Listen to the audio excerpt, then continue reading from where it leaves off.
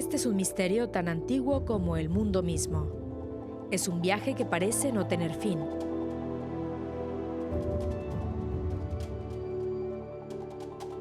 Es una pregunta que todo humano tiene en su corazón.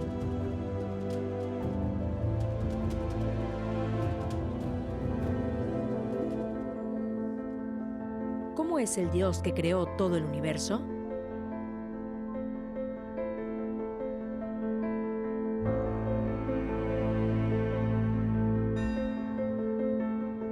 En este episodio especial, vamos en busca del rostro de Dios.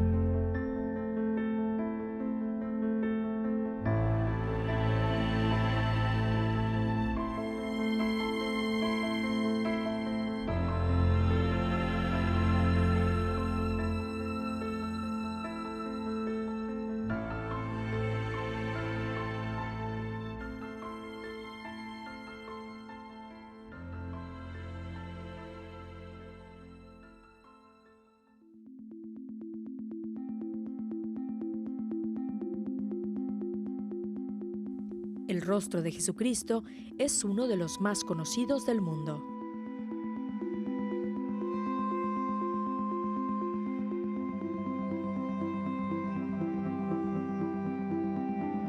Ya desde la infancia nos familiarizamos con él y sin duda reconocemos que esa persona de intensa mirada, nariz recta, barba y pelo largo es Jesús. Pero ¿cómo sabemos si esos rasgos pertenecen realmente a Jesús?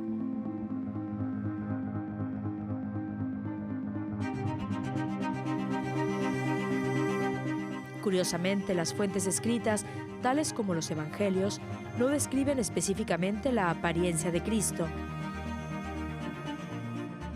Comencemos nuestra indagación por Roma, analizando las más antiguas representaciones de Jesús. El padre Sergio Mercancín, experto en iconografía, nos orienta. Encontramos las primeras representaciones en las catacumbas de Roma. Hemos realizado congresos con expertos sobre este asunto y lo interesante es que Roma tiene el privilegio de tener los iconos, tanto marianos como cristológicos, más antiguos del mundo.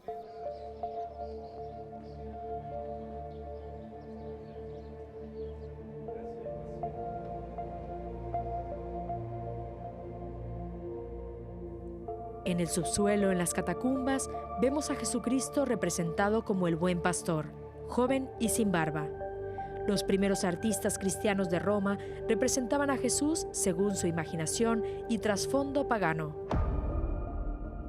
Los expertos sostienen que Jesús, en estas imágenes, se parece a los dioses romanos Júpiter, Neptuno o Serapis. Sin embargo, estas representaciones no se parecen a lo que hoy conocemos como la imagen estándar de Jesús. Unos siglos más tarde, las representaciones de Cristo cambiarían drásticamente. Fue a partir del siglo IV en Roma cuando se comenzó a representar a Jesús de la manera en que lo hacemos hoy en día. Hace unas décadas se encontró en Ostia un icono de Cristo que se remonta al siglo IV o V. También tenemos el llamado icono Aquirópita, no pintado por la mano humana, en el Laterano, que podría ser del siglo VI o VII.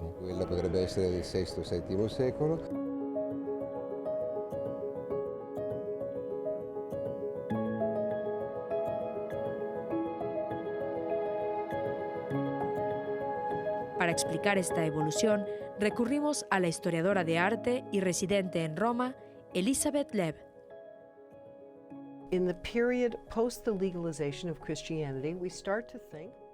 En el periodo posterior a la legalización del cristianismo, con algo de ayuda del emperador, comenzamos a ver a Jesús como maestro, como autoridad, como legislador, y es entonces cuando la expresión de la figura de Jesús se vuelve barbuda, similar a una imagen de un rabino o a la de un maestro más o menos perteneciente a la realeza.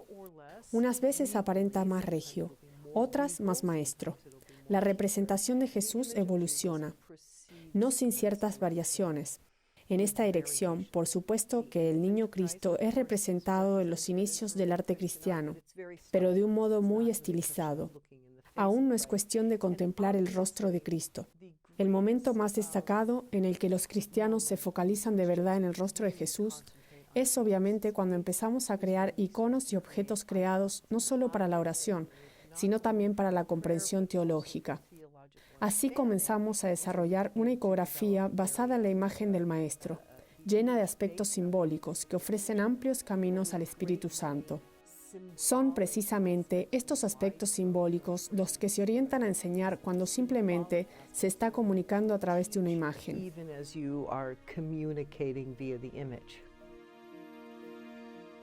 Esta es la capilla Redemptoris Mater del Palacio Apostólico del Vaticano, a la que los papas acuden a rezar. Cada mosaico está lleno de significado. Las obras de arte de la capilla fueron diseñadas en gran parte por Iván Rupnik, quien logró reconciliar las tradiciones de la Iglesia oriental y occidental en su arte. All'inizio era una única fonte. Al principio era la única fuente. Los cristianos crearon una especie de koiné, un lenguaje que podía ser entendido entre ellos. Por ejemplo, si tomamos una iglesia románica en Asturias, España, y la iglesia bizantina rusa, alcanza a comprender solo las imágenes, pues el lenguaje tanto de la iglesia como de la liturgia aún era realmente teológico y dogmático. Teológico, dogmático, de la Chiesa, de la liturgia. Rupnik afirma que tanto el antiguo arte cristiano occidental como el oriental bebían de una sola fuente. De manera que la pregunta entonces es, ¿cuál fue esa primera fuente? Esa primera representación de Cristo que inspiró y trajo uniformidad a todas las representaciones posteriores.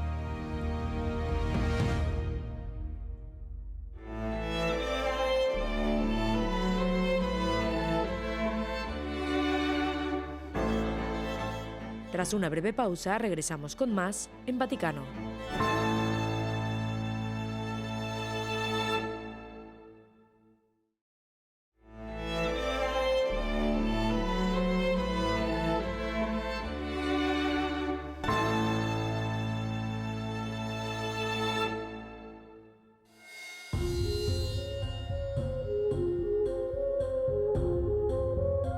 Se cree que la representación del rostro de Jesús, tal y como lo conocemos, está inspirada en una primera fuente, en un primer ícono.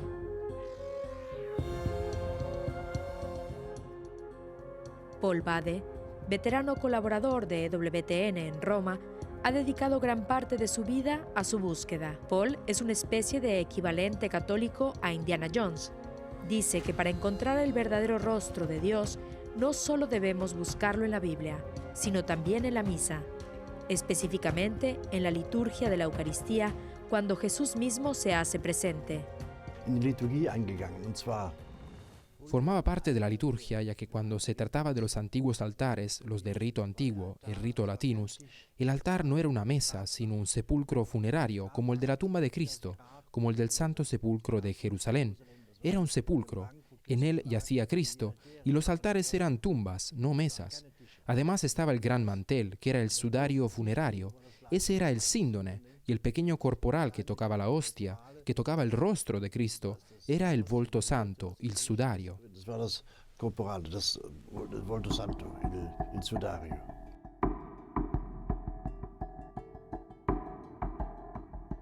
Esa síndone o sudario que cubrió el cuerpo de Cristo en la tumba se guarda en la Catedral de San Juan Bautista en la ciudad de Turín, al norte de Italia.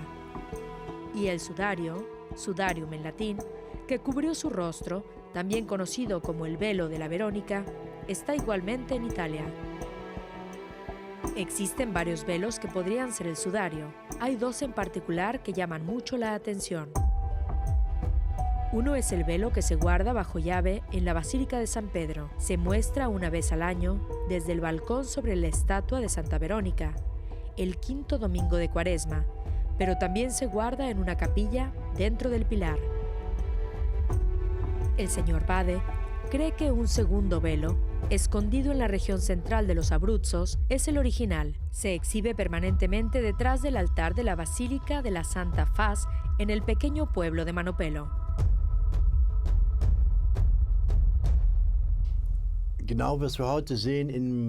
El santo sudario de Manopello, tal y como lo vemos hoy, ha sido doblado 4 veces. El antiguo nombre de este velo es 4 pliegues. Hoy se aprecian claramente los 4, uno así y luego 3 como este. Los sudarios se doblaban del mismo modo sobre el corporal. El corporal es el velo que siempre está en contacto con el Cristo transformado. Como relata el Evangelio, había un velo, el sudario, el velo que reposaba sobre el rostro de Cristo, que lo había tocado.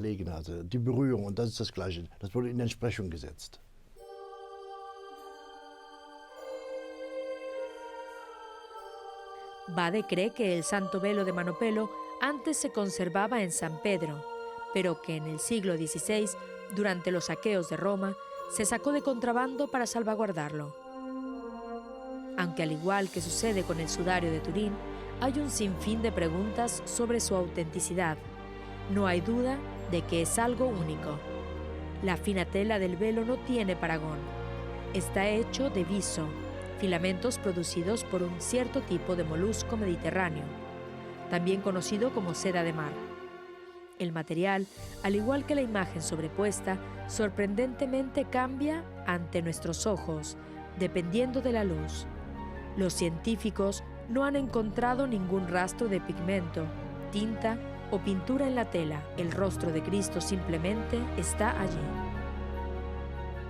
Aunque el velo es en gran parte desconocido hoy en día, no siempre fue así. Comparando el rostro de Manopello con el Cristo de la Piedad de Miguel Ángel y con la obra de arte más valiosa del mundo, el Salvator Mundi, de Leonardo da Vinci, se aprecia el parecido y sugiere que los artistas medievales y renacentistas recurrieron al velo como fuente, al verdadero ícono, a esa primera imagen. The face of Christ and devotion to the face of Christ, which comes from the arrival El paño que tiene impreso el rostro de Jesús comienza a circular, en realidad, sobre el 1100. El rostro de Cristo y la devoción al mismo, procedente de la llegada de los velos de Verónica, nos conducen hasta Verónica, la mujer que enjugó el rostro de Cristo en su camino al Calvario. Fue entonces cuando se comenzó a hablar de él y se exhibió en San Pedro, en plena Edad Media, sobre el 1100 y el 1200. Fue entonces cuando comenzamos a ver esta idea de la imagen real del rostro de Jesús, la Santa Faz, tal como están las Verónicas.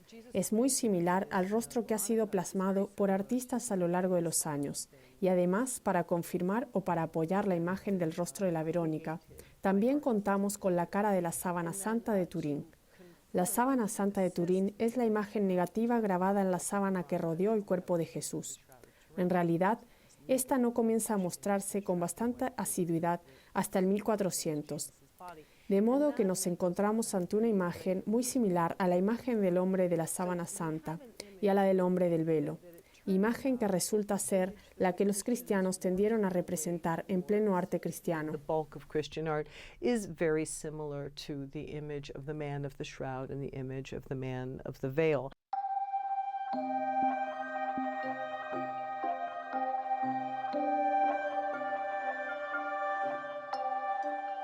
La similitud entre la imagen de la Sábana Santa de Turín y el rostro de Manopello es asombrosa. Si una se colocara sobre la otra, coincidirían perfectamente. Aún así, hay muchas preguntas abiertas. La edad y las propiedades químicas del velo de Manopello aún no han sido completamente analizadas, pero teniendo en cuenta su influencia en el arte sagrado medieval, la imagen es indudablemente una candidata de primer orden para ser la llamada veránica. Vera es el latín para verdadero y nica el griego para imagen. La Verónica, la verdadera imagen, junto con el sudario de Turín, que es lo siguiente que vamos a desvelar.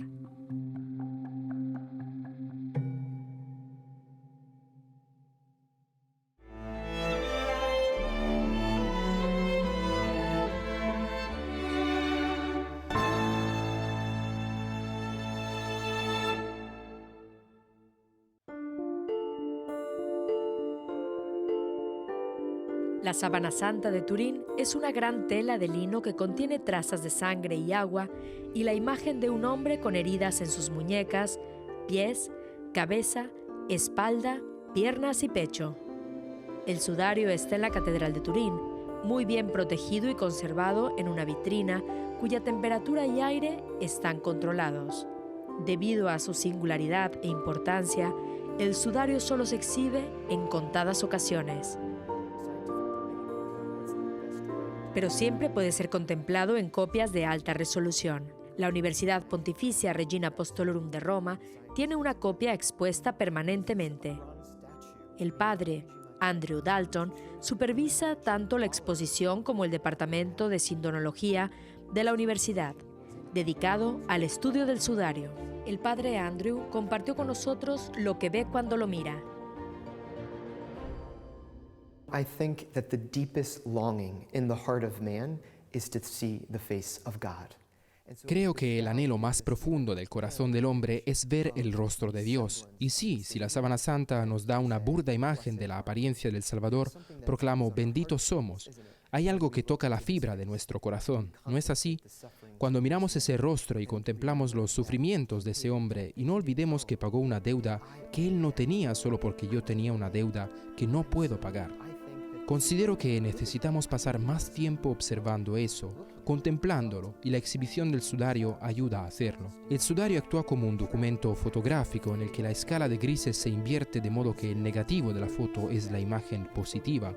En segundo lugar, a pesar de basarnos en la información de una tela bidimensional, la sábana contiene información tridimensional, con la que podemos reproducir una estatua del cadáver del hombre tal y como yacía en la tumba. Este hecho por sí solo ya lo convierte en incomparable con cualquier otro documento de la historia del mundo, ¿se entiende? Pero aún hay más. Observa todos los padecimientos de ese hombre. Se muestra crucificado con las manos y los pies agujereados con clavos. Lleva una corona de espinas y también ha sido azotado y atravesado en el costado. Hay al menos 4 tipos diferentes de patologías muy específicas que se refieren a la persona de Jesús que leemos en los documentos históricos de los evangelios, lo que lo convierte en información muy relevante. Especialmente importante es la corona de espinas porque no sabemos de ningún otro hombre crucificado que fuera coronado y sin embargo el hombre de la sábana santa lo fue.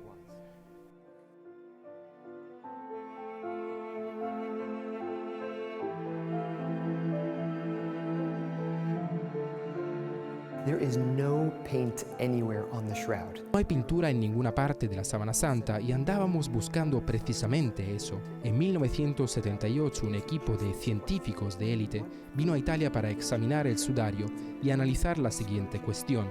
¿Qué formó la imagen que se aprecia en el sudario? ¿Es una pintura? ¿Una flagelación? ¿Es una fotografía medieval? Hay 4 teorías principales, pero cuando vinieron a estudiarlo descubrieron que no hay pintura, no hay pigmento orgánico ni inorgánico, tampoco barniz ni tinta, y atención a esto, no hay direccionalidad ni pinceladas de ningún tipo.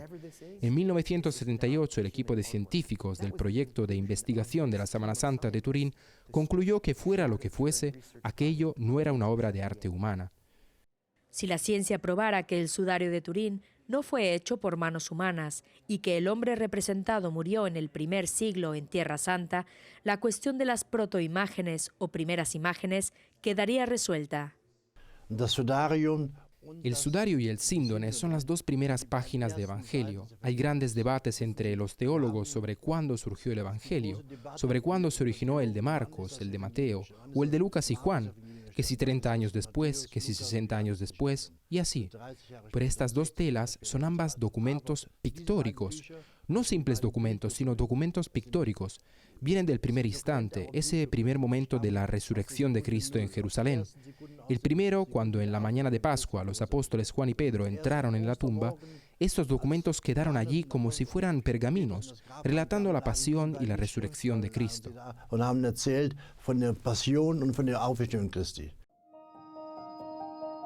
Mirando la sábana santa de Turín y el velo de Manopelo con la mirada de la fe, sabemos que ambos comunican el deseo de Dios de mostrar su rostro a la humanidad. Pero en ese caso, ¿por qué no dejar atrás algo más completo como una imagen a color? Vayamos ahora a Vilnius, Lituania, donde una monja polaca del siglo XX, una auténtica santa, indicó a un artista cómo pintar el retrato de cuerpo entero de Cristo, tras haber recibido instrucciones del propio Jesús.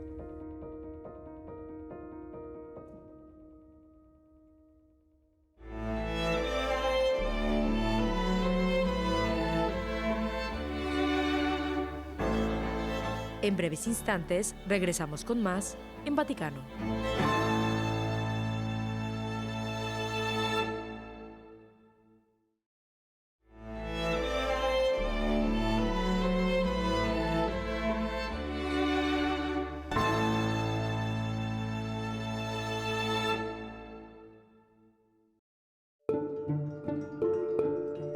Aquí en Vilnius, Lituania, Santa Faustina Kowalska, nacida en Polonia, tuvo reiteradas visiones místicas de Jesús. Para descubrir la increíble historia de la hermana Kowalska y sus visiones, durante las cuales Jesús se presentó como el Rey de la Divina Misericordia, nos unimos a un grupo de peregrinos para recorrer el camino de misericordia en su antigua vivienda.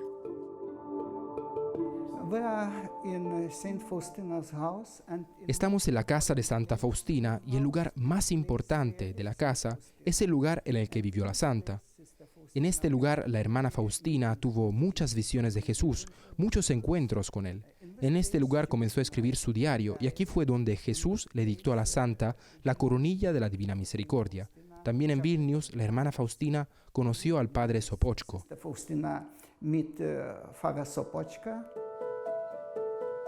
El padre Sopoćko fue el director espiritual de Santa Faustina, examinó cuidadosamente sus visiones y tras su escepticismo inicial creyó que realmente venían de Jesús.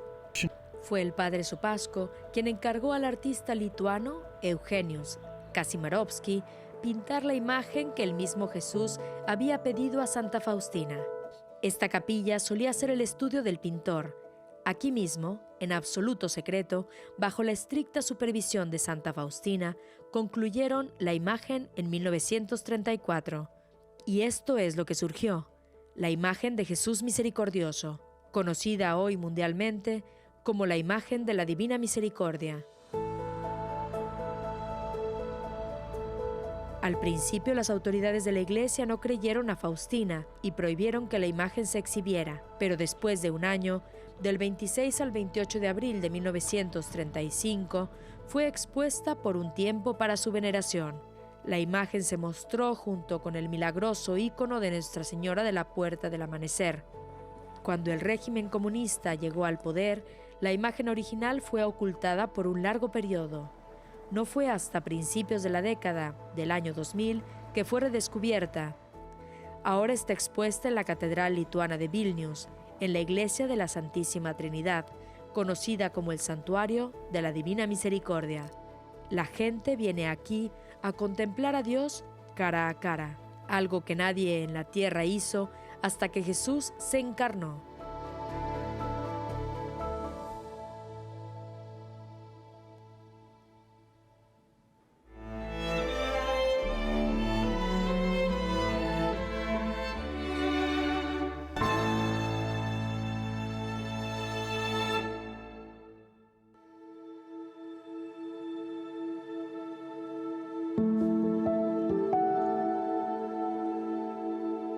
En tiempos del Antiguo Testamento, tanto el primer mandamiento dado a Moisés como otros pasajes de las Escrituras eran interpretados en el sentido de que Dios había prohibido las representaciones de sí mismo en la tierra.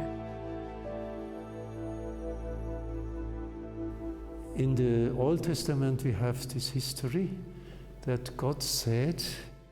En el Antiguo Testamento tenemos la historia de cuando Dios dijo que no se puede ver su cara, pero sí que se puede verlo por detrás.